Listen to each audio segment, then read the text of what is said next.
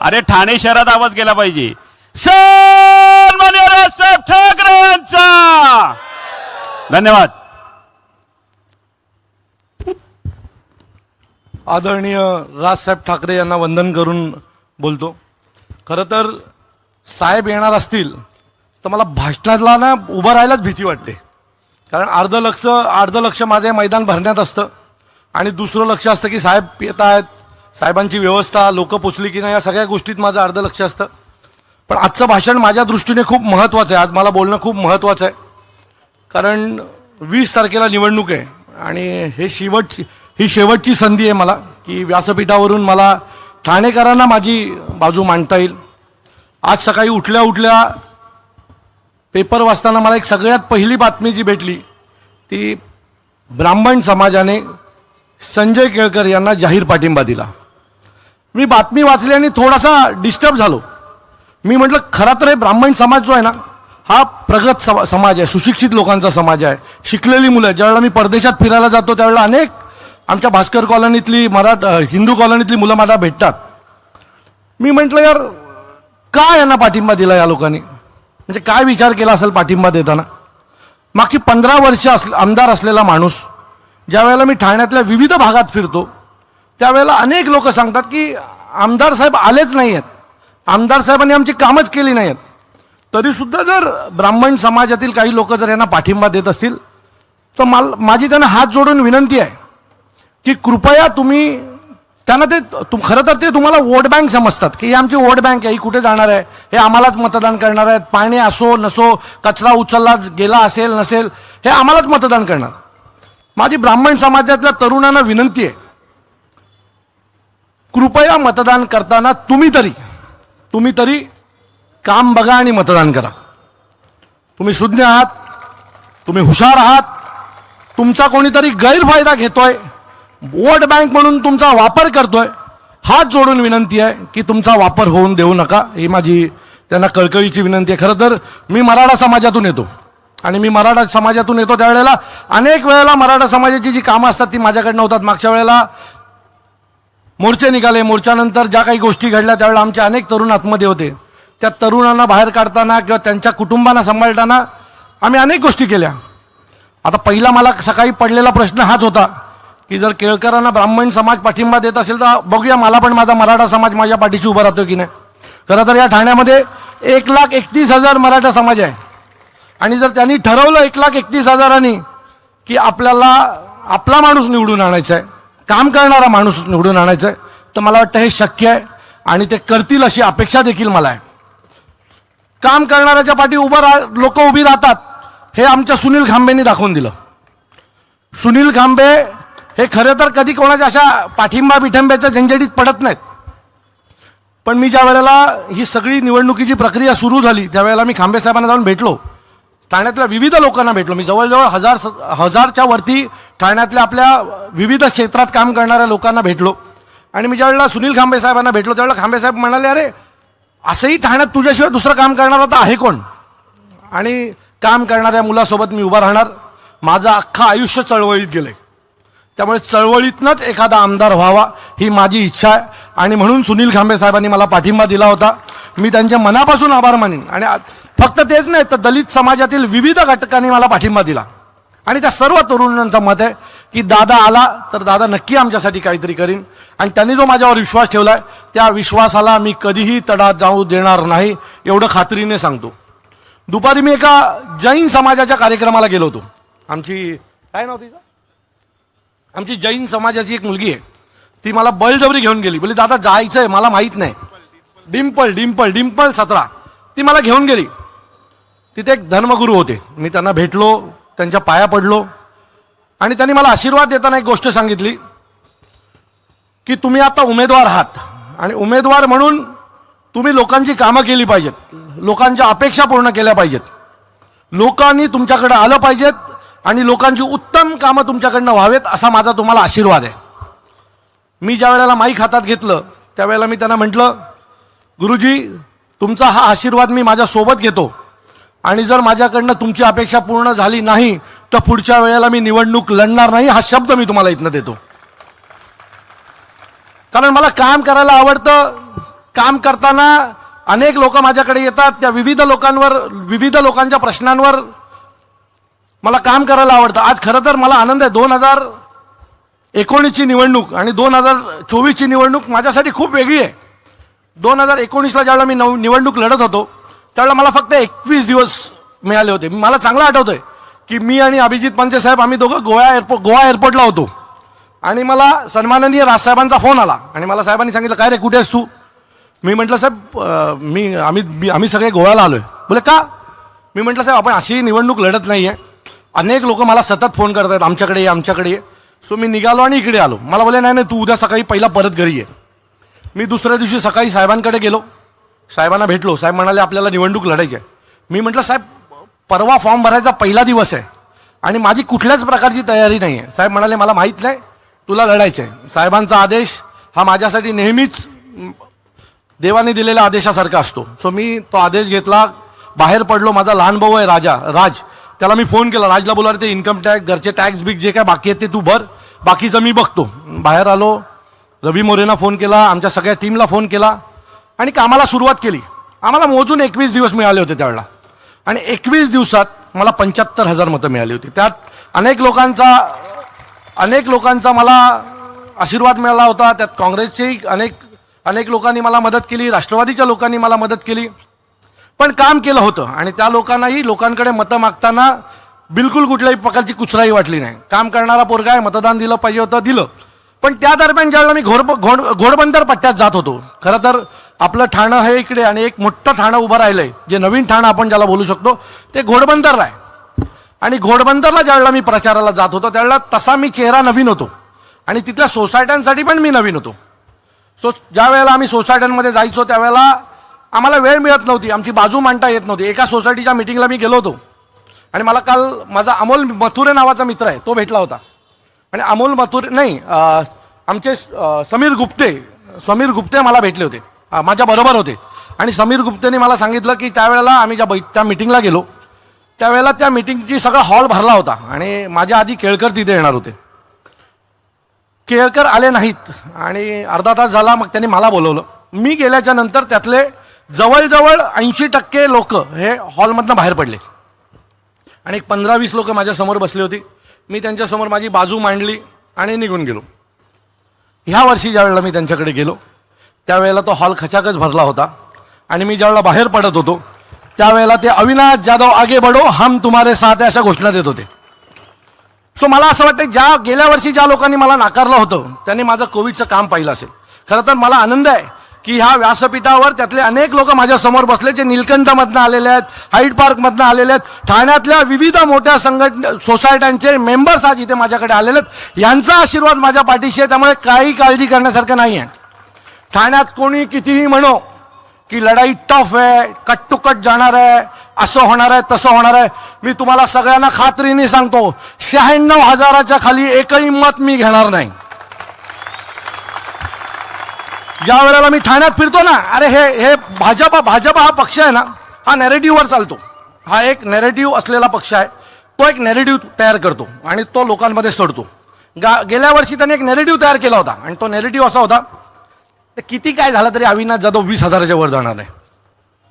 मग तो नॅरेटिव्ह पत्रकाराने चालवायला सुरू केला, 20,000च्या वरती हा काय जाणार नाही. ज्या वेळेला मला 75,000 मतं मिळाली ना, 75,000, त्यावेळेला ठाण्यातल्या अनेक लोकांनी म्हटलं च्या आईला हा पोरगा हा निवडून आला असता, त्याच्या पाठी उभं राहायला पाहिजे होतं. कारण अनेकांचं मत असं असतं की आमचं मत हे निवडून येणाऱ्याला गेलं पाहिजे. सो त्यावेळेला असा एक काठावरचा मतदान होता, तो ह्यांच्या नॅरेटिव्हला फसला आणि आपल्याला मतदान झालं नाही. काही थोडी लोक त्या वेळेला मिळाली असती ना तर त्याच वेळेला केळकर साहेबांना मी पाडला असता.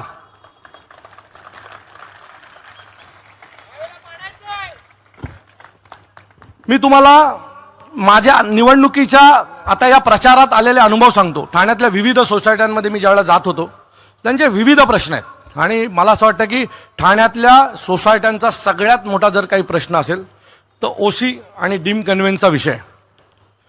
2014ला ज्या वेळेला निवडणुका झाल्या त्यावेळेला केळकर साहेबांनी या एका मुद्द्यावर निवडणूक लढली होती की ठाण्यातल्या वृंदावन सोसायटी असेल, ठाण्यातली नौपाडा असेल, ठाण्यातल्या घोडबंदरमधली हिरानंदानी असेल, अनेक सोसायटी आहेत मोठ्या, त्यांना त्यांनी शब्द दिला होता की तुमच्या ओसी आणि डीम कन्व्हेन्सचं काम मी करून देईन. आज 10 वर्ष झाली, आजही तो प्रश्न तसाच प्रलंबित आहे. परवा मी साकेत नावाच्या एका सोसायटीमध्ये गेलो आणि साकेत नावाच्या सोसायटीमध्ये ज्यावेळेला मी गेलो त्यावेळेला माझा प्रचार सुरू व्हायच्या आधी तिथे बाजूला एक महालक्ष्मीचं मंदिर आहे आणि ते अतिशय पवित्र मंदिर आहे. मी त्या मंदिरात पाया पडायला गेलो असताना तिथली एक महिला मला भेटली आणि तिने मला सांगितलं, तुम्ही मंदिरात आलात, देवीवर हात ठेवून शपथ घ्या की तुम्ही निवडून आल्याच्या नंतर ओसी आणि डीम कन्व्हेन्सचं काम कराल तरच आम्ही तुमच्याबरोबर राहू. ही अशी परिस्थिती आहे आमच्या ठाण्याची. म्हणजे मला जर निवडून यायचं असेल तर आमदारांनी जे काम केलं नाही त्यामुळे उरलेला लोकांचा विश्वास मला देवावर हात ठेवावा लागतो. हेच जर काम 10 वर्षापूर्वी आमदारांनी केलं असतं ना तर आज आमदारांना लोकांकडे मतं मागायला जायला लागली नसती. जे काम ठाण्यात व्हायला पाहिजे ते होत नाहीये. ठाण्याच्या हिरानंदानीमध्ये मी गेलो होतो.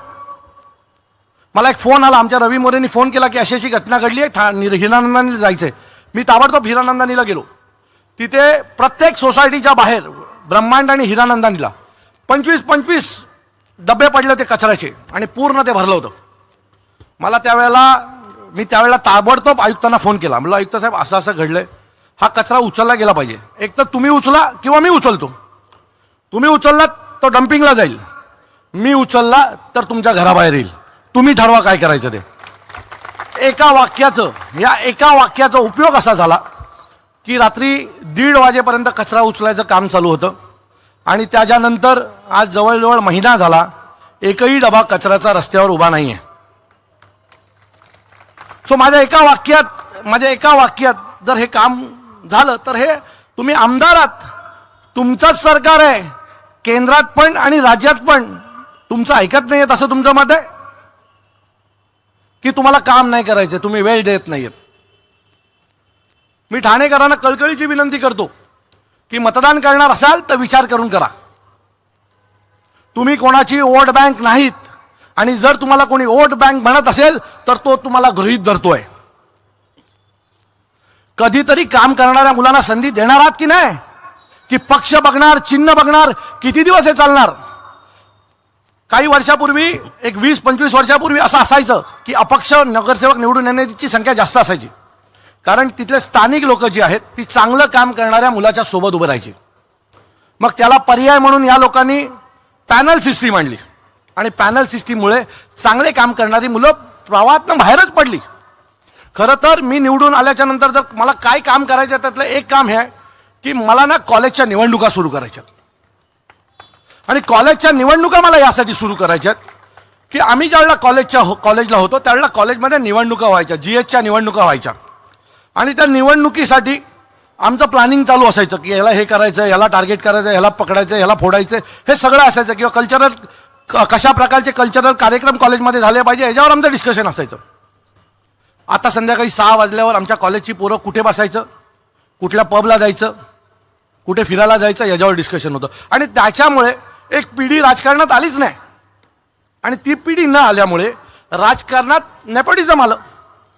वडील आमदार, मुलगा नगरसेवक, वडील जिल्हाध्यक्ष, मुलगा विद्यार्थी सेनेचा जिल्हाध्यक्ष, वडील खासदार, मुलगा आमदार, अशीच एक पिढी आली आणि काम करणारी तरुण पिढी जी आहे ती राजकारणापासून पूर्णपणे लांब गेली. सो मला जर सगळ्यात पहिलं जर काय करायचं असेल ना तर मी कॉलेजच्या निवडणुका सुरू करीन आणि त्यातून जो तरुण तयार होईल ना तो खरा महाराष्ट्राचा पुढचा भविष्य असेल, हे मी तुम्हाला सगळ्यांना खात्रीने सांगतो. ठाण्यात विविध प्रश्न आहेत, मला विविध प्रश्नांवर काम करायचं आहे. मला सगळ्यात पहिलं जर ठाण्यात काय करायचं असेल ना तर आज ठाण्यामध्ये सगळ्यात मोठं जर काय ॲक्टिव्ह असेल तर टँकर माफिया ॲक्टिव्ह आहेत. त्या दिवशी प्रचाराच्या दरम्यान अभिजित पानसे भास्कर कॉलनीत होते. भास्कर कॉलनीत असताना त्यांना एका सोसायटीत प्रचाराला गेल्याच्या नंतर त्यांना काही लोकांनी थांबवलं आणि त्यांना म्हणाले की नाही, आम्हाला राजकीय लोकांवर विश्वासच नाही उडला. भास्कर कॉलनीसारख्या भागामध्ये आम्हाला टँकरने पाणी आणावं लागतो, महिन्याला 1.5-2 लाख रुपये टँकरचे भरावे लागतात. अभिजित पानसे साहेब बोलले, ठीक आहे, तुमचा जो प्रॉब्लेम आहे तो मी अविनाशला सांगतो, संध्याकाळी 7 वाजता अविनाश तुम्हाला भेटायला येईल. त्यांनी मला सांगितलं, काही कर बाबा, पहिला त्या सोसायटीत जा. मी बरोबर 7च्या ठोक्याला तिथे पोचलो. बोललो, तर यांनी अभिजित पानसेंना नाही सोडलं तर मी काय चीज आहे, वेळेत जातो. 7 वाजता बरोबर मी तिथे पोचलो. ते सगळे सोसायटीवाले उतरले होते. खूप मला ऐकवायला लागले. मी म्हटलं, तुमचा प्रॉब्लेम काय, तुम्ही मला निवडून तर नाही दिलं. आता तुमचा प्रॉब्लेम काय तो मला सांगा. त्यांनी मला त्यांचा प्रॉब्लेम सांगितला. मी म्हटलं काय करू या तुमच्या प्रॉब्लेम. नाही आम्हाला 2 पाण्याच्या नवीन लाईन हव्यात. मी म्हटलं ओके. म्हटलं पुढच्या 24 तासात पाण्याच्या लाईनी तुम्हाला येतील. इथे खोपकर साहेब मला कुठेतरी समोर बसलेले दिसले. हे खोपकर साहेब जे आहेत, हे खोपकर साहेब एक मिनटं उठा ना. हे खोपकर साहेब होते जे अभिजित पानसेंना प्रश्न विचारत होते. आणि मी तुम्हाला सांगतो दुसऱ्या दिवशी 5 वाजता पाण्याच्या लाईनीचा जॉईन झाला होता. आणि त्याच्यानंतर 3-4 दिवसाने आमची स्मिताताई आहे, स्मिता जमदाडे, ती मला तिच्या त्याच बिल्डिंगच्या समोर एक सोसायटी आहे, तिथे मला तिने मीटिंगला बोलवली होती. मी रात्रीचे 11 वाजले होते. मी तिथे गेलो. मला सगळ्यात पहिले जर कोण भेटले असेल तर खोपकर साहेब भेटले. आणि खोपकर साहेब, मी बोलायच्या आधी खोपकर साहेबांनी माझा प्रचार सुरू केला होता. आणि त्यांनी मी काय काय काम करू शकतो त्यांनी PhDच केली माझ्यावर. आणि माझ्या आधी खोपकर साहेबांनी कशा प्रकारे अविनाश काम करतो हे सोसायटीला सांगितलं होतं. आणि मला त्याच्यानंतर जी माहिती मिळाली ती अशी होती की खोपकर साहेब विविध सोसायट्यांमध्ये जाऊन अविनाशला मतदान करा, अविनाश चांगलं काम करतोय सांगत होते. याच्यापेक्षा आणखी कामाची पोचपावती काय असू शकते? याच्यापेक्षा आणखी चांगली कामाची पोचपावती काय असू शकते? हे 2 भाग झाले, हिरानंद आणि भास्कर कॉलनी. ज्या 2 भागामध्ये मला मागच्या वेळेला मतदान झालं नव्हतं. आज खात्रीने सांगतो या दोन्ही भागाची लोक माझ्यासोबत उभी आहेत आणि तीच मला लीड देतील आणि मला निवडून आणतील. कारण या लोकांनी त्यांना गृहीतच धरले ही आमची वोट बँक आहे. आणि वोट बँक जाणार कुठे आहे? आमच्याशिवाय. सो वोट बँक जो प्रकार आहे ना, वोट बँक, तुम्ही जे त्यांना वोट बँक करून जे ठाणेकरांना हिनवताय ना आणि काम न करणाऱ्या माणसाला सतत संधी देताय ना, हीच वोट बँक तुम्हाला ह्या वेळेला पाडणार आहे. कारण ज्यावेळेला मी रस्त्याने फिरतो किंवा रस्त्याने जातो त्यावेळेला अनेक लोक मला भेटतात आणि सांगतात नाही ह्या वेळेला काम करणाऱ्या माणसाला संधी देतात. परवा आम्ही स्टेशनला थांबलो होतो. मी ठाणा स्टेशनला ठाणेकरांना विनंती करत होतो की कृपया या वेळेला मला साथ द्या, मी काहीतरी चांगलं करू शकतो. अनेक ठाणेकर जाताना ओरडत होते की अविनाश तू आमदार होणार, तू आमदार होणार, तू आमदार होणार. अजून काय हवंय? मला वाटतं हा खरा नॅरेटिव्ह आहे आणि तो लोकांमध्ये जायला पाहिजे की लोक म्हणतात अविनाश जाधव आमदार होणार आहे. आणि आमदार झाल्याच्या नंतर मी ही जी टँकर माफिया आहे ना, टँकर माफिया, पहिला याला छेद करणार. ठाण्याचं 21 वर्ष अटकलेलं धरणाचं, शाही धरणाचं काम सगळ्यात पहिले सुरू करीन आणि ठाण्याचा पाण्याचा प्रश्न निकाली काढीन. ठाण्यातल्या अनेक सोसायट्या आहेत ज्या 25-25 वर्ष झाले, ज्याचा OC आणि डीम कन्व्हेन्सचा विषय बाकी आहे. मी त्या महालक्ष्मीच्या मंदिरावर हात ठेवून आलोय. मी तुम्हाला खात्रीने सांगतो, त्या देवीची शपथ, की मी आल्यावर पहिलं जर काम करीन तर OC आणि डीम कन्व्हेन्सचा ठाण्याचा प्रश्न मोकळा करीन.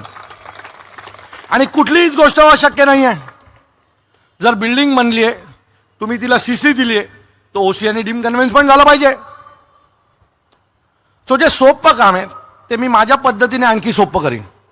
आणि नक्की खात्रीने सांगतो की ज्या ज्या सोसायटींचे कामं बाकी आहेत ते मी करीन. मला ठाणे आपलं तळावांचं शहर आहे. या तळावांच्या शहरामध्ये मला काम करायचं आहे. आमची तळापाळी हे तळावाच्या शहराचं नाक आहे. मी आयुक्त अभिजित बांगर साहेब होते, त्यांना मी एकदा जाऊन भेटलो होतो. मी म्हटलं सर माझा एक प्रस्ताव आहे, मला माहिती आहे सत्ताधारी करणार नाही, तुम्ही तुमच्या मार्गाने करा. मी हे अभिजित बांगर साहेबांना बोललोय, तुम्ही कधीही जाऊन विचारू शकता. ते म्हटलं अविनाश काय? मी म्हटलं साहेब दुबईला फाउंटन शो होऊ शकतो, मग आपल्या ठाण्यातल्या तळापाळीला का नाही होऊ शकत? तर ते म्हणाले होऊ शकतं, आपण उपवनला ते केलेलं आहे पण ते छोट्या प्रमाणात आहे. मी म्हटलं साहेब उत्तम म्युझिकल शो आणि उत्तम जर फाउंटन शो आपण जर ठाण्यातल्या तळापाळीला आणला तर तसं तर ठाण्यात काय फिरायला नाही आहे. ठाण्यात आजच्या घडीला जर आपण ठरवलं की आपल्या मुलाला घेऊन कुठेतरी फिरायला जायचं तर मला ठाण्यातले तीन ठिकाणं तुम्ही सांगावी की आपण इथे फिरायला जाऊ शकतो. उपवन तळाव, तळापाळी आणि आता ते गार्डन झालं ते बरोबर आहे. पण हे काय फिरायला जायचे ठिकाण आहेत का? ठाण्यात माझ्या घरी जर एखादा पाहुणा आला तर मला ते दाखवायला आमच्या ठाण्यात हे आहे चला बघायला. तर अशी कुठलीही गोष्ट आमच्या आमदारांनी केलेली नाही आहे. आणि त्यामुळे ठाण्यातल्या परिवारांना, कुटुंबांना जर फिरण्यासाठी एखादी चांगली जागा उपलब्ध करता येईल तर ते मी करणार आहे.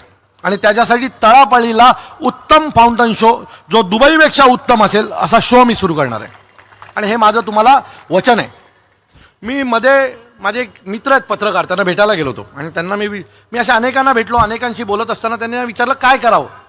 तर त्यांनी मला सांगितलं ठाण्यात वीर सावरकरांवर प्रेम करणारी खूप लोक आहेत. जर एक उत्तम वीर सावरकरांचं स्मारक आपण उभं करू शकलो तर मला वाटतं की त्यांना आपण न्याय दिल्यासारखं होईल. मला ती संकल्पना आवडली.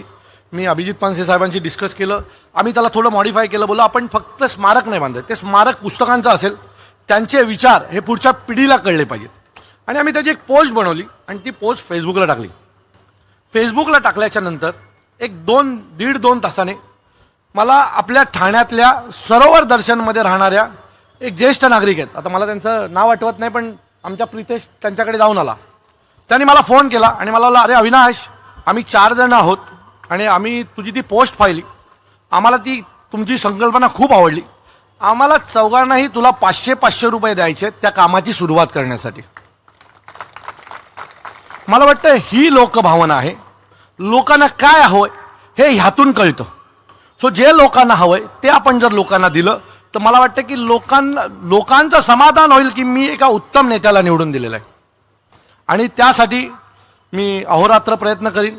या ठाण्यात मला एक उत्तम लायब्ररी उभी करायची आहे. आपलं ठाणं तसं हे जे जुनं ठाणं आहे ते छोट्या घरांचं आहे. त्या छोट्या घरांमध्ये तुम्हाला आई वडील, आजोबा, बहीण, भाऊ असे 5-6 जणांचं कुटुंब आहे. त्याच्यामुळे आपल्याकडे फार कमी मुलं अशी आहेत जी स्पर्धा परीक्षेला उतरतात आणि त्यामुळे IAS IPS होण्याचा आपला टक्का फार कमी आहे.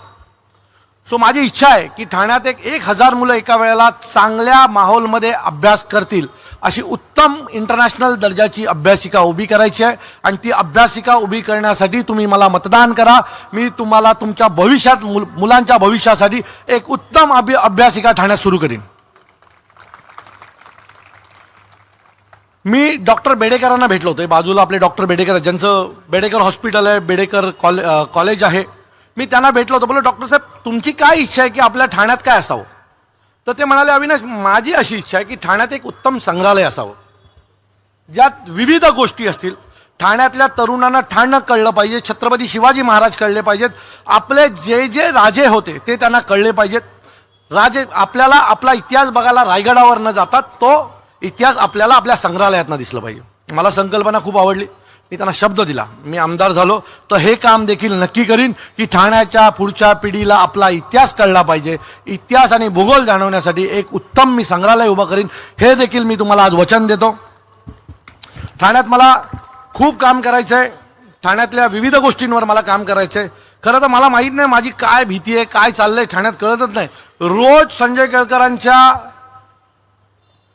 प्रचारासाठी एक कॅबिनेट मिनिस्टर रोज असतो. एक कॅबिनेट मिनिस्टर आणि एक कुठल्या तरी राज्याचा मुख्यमंत्री, ह्या 2 गोष्टी रोज असतात. मी म्हणलं, अरे मागच्या वेळेत त्यातलं काय नव्हतं बाबा. बहुतेक ह्या वेळेला त्यांना कळलं असेल की जागा जाते आणि म्हणून मंत्री, खासदार, JP नड्डा सर असे सगळेच घेऊन येतात. उद्या नितीन गडकरी सर आहेत. आम्ही फक्त एका माणसाच्या जीवावर जगतो आणि ते म्हणजे सन्माननीय राजसाहेबांच्या जीवावर. आणि तो माणूस आला की आमचं काम झालं असं आम्हाला नेहमी वाटतं. सो सन्माननीय राजसाहेब माझ्या पाठीशी खंबीर उभे आहेत. सन्माननीय राजसाहेब ज्याच्या पाठीशी खंबीर उभे राहतात त्याचं चांगभलंच होतं. आणि त्यातला एक मी आहे. एका चाळीत राहणाऱ्या मुलाला आज या व्यासपीठावर उभं करण्याचं काम सन्माननीय राजसाहेबांनी केलंय. मला वाटत नाही इथे बसलेला कुठलाच पोरगा, हे जेवढे बसलेत उभे आहेत त्यातला एकही पोरगा त्याचे कोणाचेही वडील आमदार, खासदार, नगरसेवक नाहीत, पण सन्माननीय राजसाहेब पाठीशी उभे आहेत म्हणून हे सगळे नेते झालेले आहेत. आम्हाला माहिती आहे वेळ लागेल. बाळासाहेबांच्या पावलावर पाऊल चालू टाकून साहेब पुढे चाललेत. बाळासाहेबांना पण वेळ लागला होता. 1968ला जे पक्ष सुरू केलं त्याचं सरकार 1995ला आलं. वेळ लागेल. आमच्याकडे वेळ आहे. आम्हाला काम करायचं आहे, उत्तम काम करा. म्हणजे जेव्हा येऊ तेव्हा पुढचे 20 वर्ष आम्हीच असू. जाणार नाही एवढं खात्रीने सांगतो, कारण एवढं उत्तम काम करायची ताकद आमच्या सगळ्यांमध्ये आहे. ठाण्याचा रिझल्ट मला माहिती आहे की उत्तम येईल, कारण गेल्या वेळी मला तो एक फील नव्हता. मला जो फील असतो आपल्याला निवडणुकीचा, तो लोकांचा माहोल होतो. एकाच वेळेला आम्ही 1000 लोक प्रचारात जायचो. यावेळेला आम्ही थोडंसं बायफ्रिकेशन केलं. माझ्याबरोबर 100च लोक राहतील, पानसे साहेबांबरोबर एक टीम राहील, काही टीम चौक सभा घेतील. आमच्या महिलांनी उत्तम काम केलं. आमच्या महिलांनी यावेळेला दारोदारी गेल्या, पेम्पलेट दिले, पेम्पलेट फेकले नाहीत, पेम्पलेट दिले, बेल मारली. आणि लोकांना समजावून सांगितलं की अविनाश दादाला का मतदान करा. आम्ही आत्तापर्यंत 80 ते 82 हजार घरांपर्यंत पोचलो. 82,000 लोकांना आम्ही आमचं मत सांगितलं आणि 82,000 मी तुम्हाला खात्रीने सांगतो 0.1% ही लोक आमच्या विरोधात नव्हती. आणि ज्या वेळेला पेम्पलेट्स पुढे ठेवायचं त्यावेळेला लोक म्हणायची अविनाश दादा आम्हाला माहिती आहे चांगलं काम करतो. त्याच दिवशी मंजिरी देवाल्या होत्या आपल्या माझ्या पक्ष कार्यालयामध्ये, मला भेटायला आल्या, बाजूने जात होत्या. खरं तर मला त्यांना भेटायचं होतं, तर त्या आल्या त्यांनी पहिलं वाक्य मला काय सांगितलं असेल, ते बोले मला तुझी लाईन छान आवडली आहे की अविनाश जाधव काम करतो 24 तासात. त्यामुळे माझी टॅग लाईन लोकांच्या डोक्यात बसली आणि कोणी कापू पण नाही शकलो. या ठाण्यात कोणी तसा विरोध करणारा एकही माणूस नाही भेटला की अविनाश जाधव काम करतो 24 तासात हे खोटं आहे असं कोणी म्हणणारं भेटलं नाही. कारण मी या निवडणुकीच्या दरम्यान 5 कामं करून दाखवली 24 तासात. आता काही लोकांनी माझ्या टॅग लाईनला भारतीय जनता पक्षाचे ते कार्टे आहेत ना बसलेले, मग आपले पण कार्टे त्यांची चांगली चोचतात. तर सुरुवात त्यांनी केली, मग माझ्या कार्ट्याने एवढी तासला त्याला की माझ्या पोस्ट डिलीट करून टाकल्या पटापट. एक सांगतो, आमच्या पोरांच्या नादाला लागू नका. हे सगळे ध्येय वेडे आहेत. आम्ही काही करू शकतो. जर एखादा पोरगा तुमच्या समोर आला ना आणि तुमच्या एक कानाखाली मारली ना तर तुमचं आयुष्याचं जेवढं केलं त्याची माती होईल. आम्हाला काही फरक पडत नाही. आम्ही खूप माल खाल्लाय पोलिसांचा. मध्ये तर या लोकांनी चालू केलं होतं आमचा आमदार स्वच्छ प्रतिमेचा अविनाश जाधव 24 गुन्हे. अहो हे 24 गुन्हे कुठले आहेत माझ्यावर पहिला गुन्हा तुम्हाला सांगतो कुठला आहे. माझ्यावर पहिला गुन्हा आहे रेल्वे भरतीचा आणि त्याच्यामुळे आज रेल्वेमध्ये अनेक मराठी मुलं कामाला लागली. माझ्यावर दुसरा गुन्हा आहे. आज माझा मित्र आला इथं राहुल शेलार आणि आम्ही दोघांनी मिळून मराठी पाट्यांचं आंदोलन केलं होतं आणि त्याच्यामुळे ठाण्यातल्या पाट्या या मराठी झाला होता. हा माझा दुसरा गुन्हा आहे. बोंग्यांच्या विरोधात हनुमान चालिसा लागावी हा माझा तिसरा गुन्हा आहे. ठाण्यातल्या ठाणा स्टेशन हे पहिलं तुम्ही जर जात असाल तर त्या ठाणा स्टेशनला जाताना चालता येत नव्हतं. परवा ज्यावेळेला मी ठाणा स्टेशनला गेलो मला खूप बरं वाटलं. एकही फेरीवाला नव्हता आणि ते करण्यासाठी मला 2 गुन्हे घ्यावे लागले. सण टिकावा म्हणून सन्माननीय राजसाहेबांनी आवाज दिला. आज दहीहंडी सण टिकलाय ना तो आमच्यामुळे.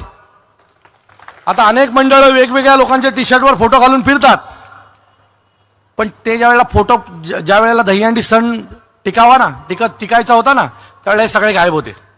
आणि त्याच्यामुळे मी जय जवान नावाच्या गोविंदा पथकाला खूप मानतो. आमच्या ठाण्याच्या राजा गोविंदा पथकाला खूप मानतो की आजही ती लोक मला विचारल्याशिवाय कुठलंच पाऊल टाकत नाही.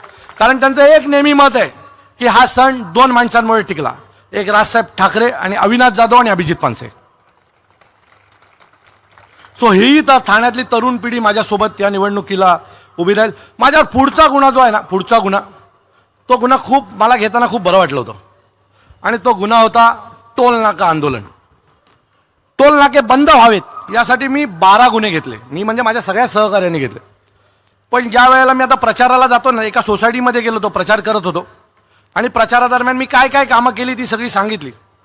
आणि मी कामं ज्या वेळेला सांगत होतो ना त्यावेळेला एक जैन माणूस होतो, बोले ओ सब छोड़ दो, आपने एक ही काम अच्छा किया, आपका हमें जो पसंद आया वो काम है टोल नाका आपने बंद किया.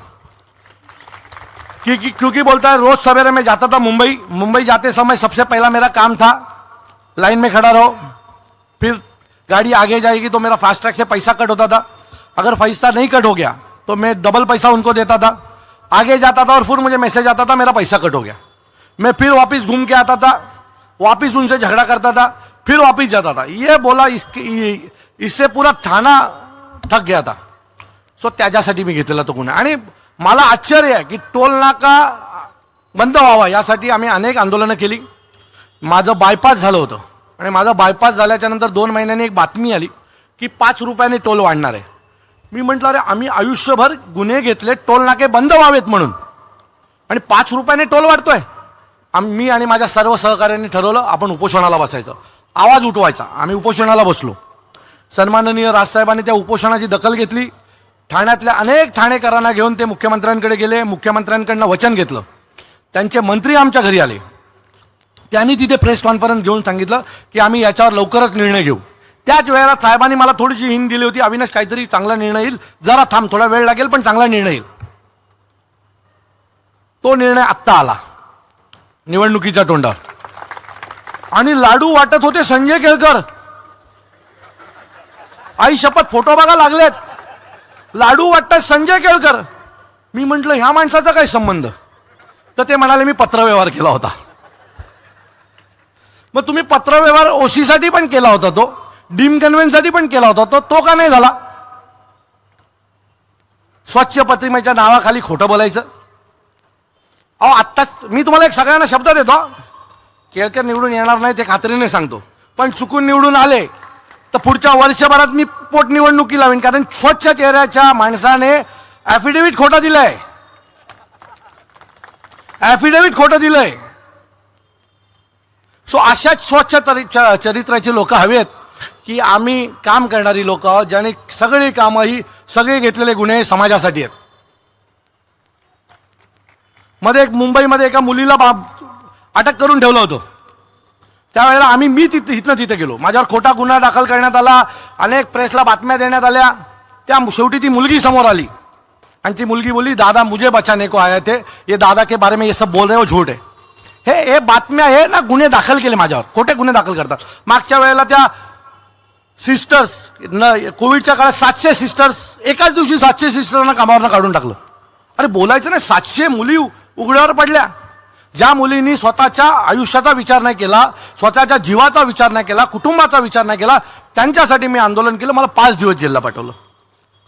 आता यातलं सांगा, मी घेतलेल्या आंदोलनामध्ये माझी चुकी काय? जर यात माझी काही चुकी असती तर मी मान्यही केलं असतं. पण सगळे आंदोलनं आणि सगळ्या घेतलेल्या केसेस मी हे लोकांसाठी आहेत आणि मला या घेतलेल्या सगळ्या गुन्ह्यांचा अभिमान आहे. कारण मी घेतलेल्या गुन्ह्यामुळे कोणाच्या आयुष्यात बदल झालेला आहे. त्याच्यामुळे मी जे करतोय ते लोकांसोबत आहे. येत्या 20 तारखेला तुम्ही सगळेच माझ्या पाठीशी खंबीर उभे राहाल. वरती लोक काय म्हणतात ते सोडून द्या. भारतीय जनता पक्षाने काय नेरेटिव्ह उभा केला आहे ते सोडून द्या. आता त्यांचा एक नेरेटिव्ह आहे की आमची टफ होईल आणि 5-7 हजार मतांनी आम्ही निवडून येऊ, असा त्यांचा एक नेरेटिव्ह आहे, जे विविध पत्रकार आणि लोक मला सांगत असतात. हा नेरेटिव्ह तोडायचं काम तुमचं आहे यावेळेला. जर तुम्हाला काम करणारा माणूस हवा असेल तर तुम्ही तो नेरेटिव्ह तोडावा. आणि या वेळेला जर ठाणेकर माझ्यासोबत उभे राहिले नाहीत ना, तर मी खात्रीने सांगतो पुढच्या काही पिढ्यांमध्ये कुठलाच तरुण लोकांसाठी काम करायची हिंमत करणार नाही. अनेक वेळेला तुम्ही मतदान करता आणि विसरून जाता. पुढच्या 5 वर्षांनी तुम्ही पुन्हा मतदान करता, पण त्या 5 वर्षात तुम्ही ज्याला मतदान केलं त्याने काय केलं हे कधीही तुम्ही त्यांना विचारत नाहीत. त्यामुळे तुम्हाला जर ते करायचं असेल, तुम्हाला तुमचं मत लोकांच्या कामाला आलेलं वाटत असेल, कोणाचं तरी लाईटचं बिल भरण्यासाठी लागलं असेल, तुमचं मत कोणाचं तरी हॉस्पिटलचं बिल भरण्यासाठी गेलं असेल, तुमचं मत जर ठाण्याच्या विकासासाठी गेलं असेल, तुमचं मत जर ठाण्यातला पाण्याचा प्रश्न सोडवण्यासाठी गेला असेल, तुमचं मत जर ठाणा स्टेशन मोकळं करण्यासाठी गेलं असेल, तर त्या माणसाला मतदान करा.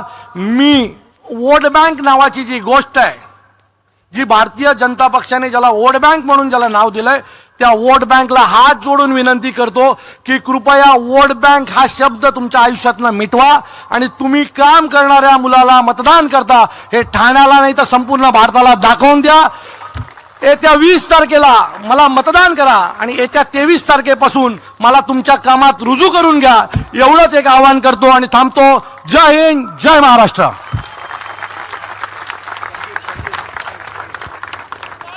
धन्यवाद. अविनाश जाधव आगे बढ़ो. नक्की ना. धन्यवाद.